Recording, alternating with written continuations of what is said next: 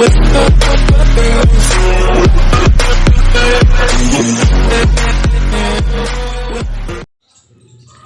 Friends, मैं आपका अपना फ्रेंड अजय यादव आज आपके लिए लाया हूँ एक नए वीडियो जिसमें हम नर बाध्यता के बारे में पढ़ेंगे। तो चलिए हम आज का अपना वीडियो स्टार्ट करते हैं। तो नर बाध्यता सभी प्रकार की फसलों में कुछ ऐसे पौधे देखने को मिलते हैं जिनमें नर जन्नांग अविभक्त रहने का कार्य कर सकते हैं या अविकसित रहते हैं, जिसके फलस्वरूप फलत पराग नहीं बन पाती हैं। इसी अवस्था को नर बाध्यता की क्रिया कहा जाता है। यह क्रिया वंशानुगत भी हो सकती है। इस क्रिया को निम्न 3 भागों में बांटा जाता है। सबसे पहले देखें हम आनुवंशिक नर बाध्यता। तो आनुवंशिक नर बाध्यता कुछ फसलों में नर बाध्यता विशेष जीन के द्वारा नियमित होती है, जैसे ज्वार, मक्का, शकरकंद आदि में। जौ के पौधों में एक अप्रभावी मारक युग्म पाया जाता है जिसमें एमएस उपस्थित युग्मक उपस्थित होते हैं या होता है, जिसके कारण अफलन परागकोश बनने का कार्य करते हैं। इन फसलों में नपुंसकीकरण की क्रिया को हटाने के लिए नर बाध्यता को उपयोग में लाया जाता है। अब हम पढ़ेंगे कोशिका द्रव्यात्मक नर बाध्यता। इस प्रकार की नर बाध्यता में पूर्णतः कोशिका द्रव्य भाग लेता है। इस क्रिया में नर बाध्यता केवल मात्र पौधे के द्वारा ही वंशानुगत संपन्न होती है, क्योंकि कोशिका द्रव्य को मात्र पौधों से ही प्राप्त किया जा सकता है। कोशिका द्रव्य नर बाध्यता को एस के द्वारा प्रदर्शित किया जाता है तथा सामान्य पौधों को एन के द्वारा लिखकर प्रदर्शित किया जाता है। यह क्रिया प्याज, मक्का, बाजरा आदि में पाई जाती है। हम पढ़ेंगे इसकी तीसरी विधि, कोशिका द्रव्यात्मक आनुवंशिक नर बाध्यता।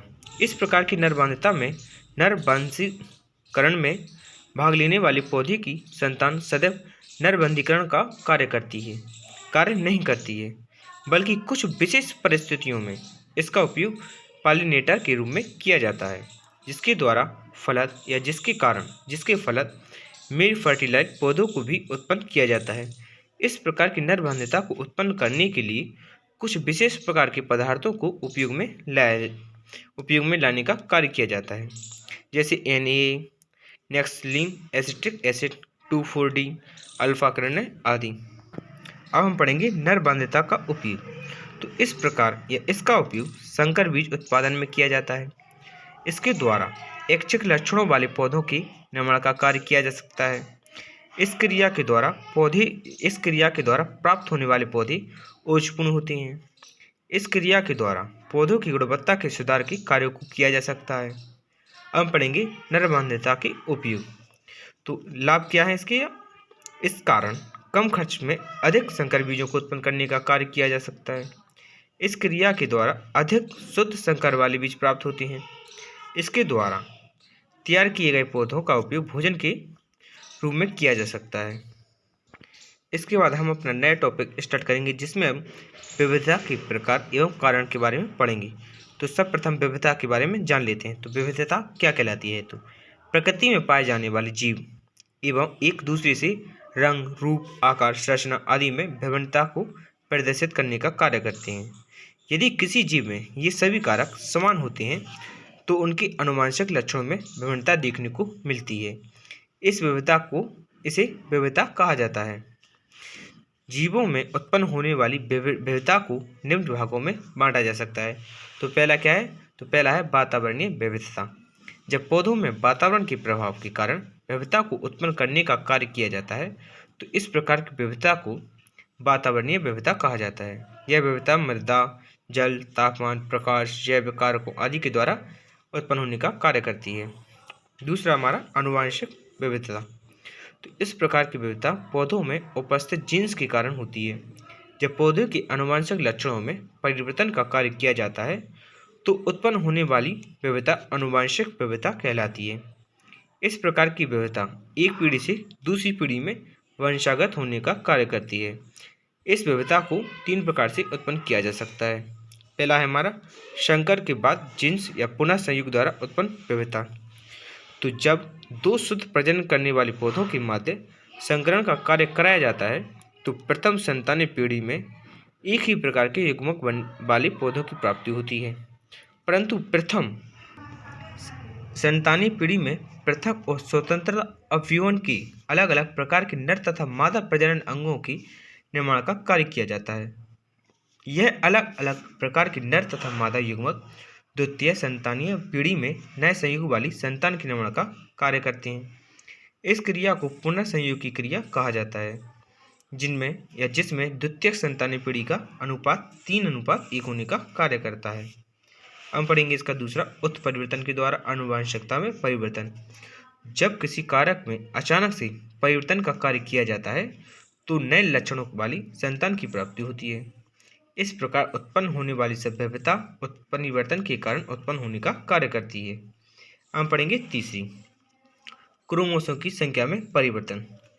किसी व्यक्ति के गुणसूत्र के सेट में जब गुणसूत्रों की संख्या 2 या 2 से अधिक हो जाती है तो व्यक्ति के लक्षणों में परिवर्तन आ जाता है। जैसे व्यक्ति में सुगुणिता एवं असुगुणिता के कारण विभिन्न प्रकार के सिंड्रोम उत्पन्न होने का कार्य करते हैं। उदाहरण के रूप में क्लाइफेंटन सिंड्रोम, डाउन सिंड्रोम आदि।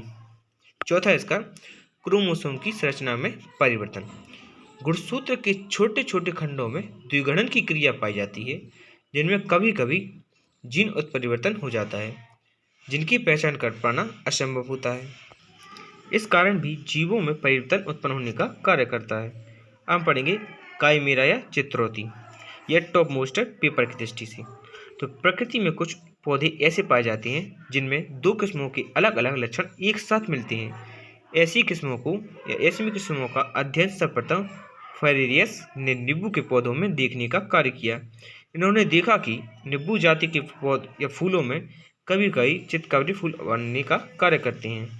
जब इन फूलों का अध्ययन बिकलर नामक वैज्ञानिक ने किया तो उन्होंने यह बताया कि कभी कभी पौधों के विशेष अंगों में आनुवंशिक असमानता के कारण उनके रंगों में चितकबरापन आ जाता है। ऐसे अंगों या पौधों को जिनमें चितकबरापन आनुवंशिक विविधता के कारण होता है, इसे बिकलर ने चित्रौती या काइमेरा का नाम दिया। चित्रौती के प्रकार। तो मुख्य रूप से चित्रौती 5 प्रकार के होते हैं। पहला हमारा खंड चित्रौती।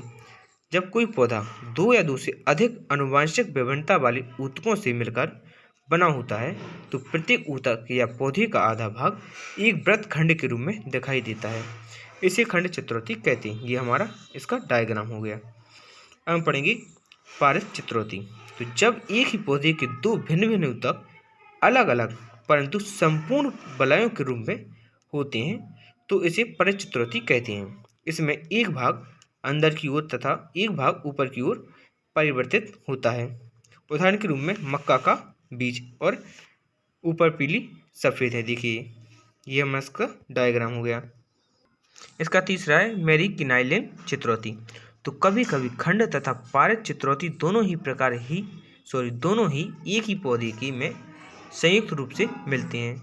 इसे मेरीकिनाइल चित्रौती कहा जाता है।